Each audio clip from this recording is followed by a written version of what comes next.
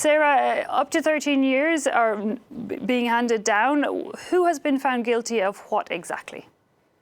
Well, the number two, the former deputy president of Catalonia, Oriol Junqueras, he's been sentenced to the stiffest charges in this verdict, 13 years in prison, and he gets a 13-year ban.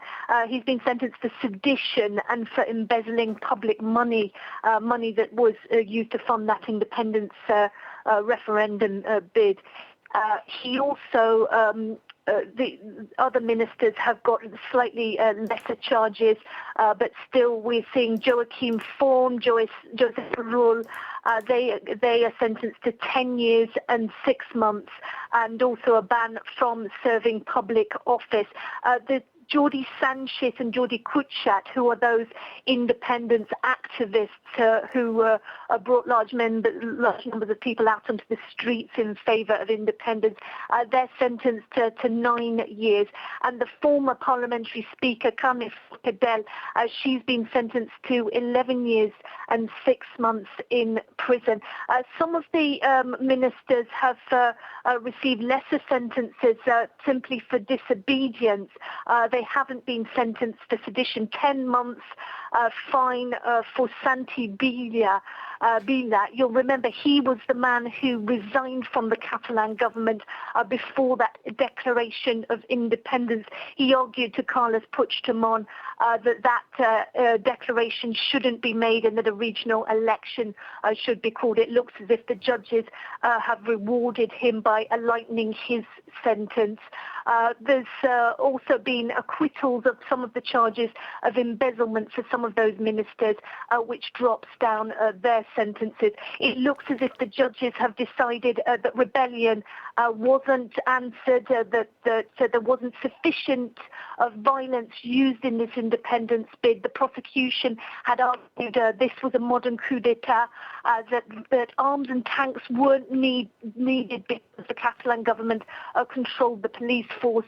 It looks as if the judges haven't agreed that rebellion, the test of rebellion was met, but still convicting many of those ministers of sedition, which carries for Oriol Junqueras 13 years in prison. Indeed, Sarah, the verdict, I mean, how do you think that will go down, notably in Catalonia? You know, could it reignite this whole independence debate? The current Catalan government, which is an independence government run by Quim Torra, have already said they'll settle for nothing less than acquittal.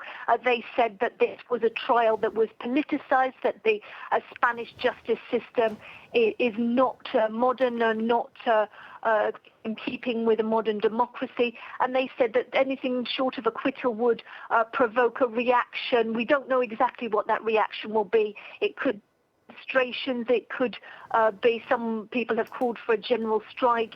We saw recently the arrest on charges of 7 people who were believed to hold explosives and were planning in reaction to the sentence to potentially use violence.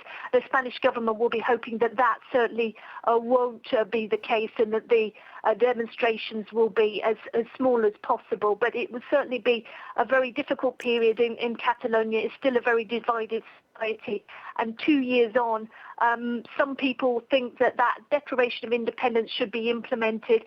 Other people very willing that the region remained part of Spain. And the Spanish government, under Pedro Sanchez, a socialist, has promised dialogue, says that the sentence does need to be respected and that people need to dialogue within the law and within the Spanish constitution. Okay, Sarah Morris, thanks indeed. Indeed, we are just hearing from Carles Puigdemont. He's apparently said that 100 years of prison in total is an atrocracy. That after those leaders of the independence bid have been sentenced. Sarah Morris there, our reporter.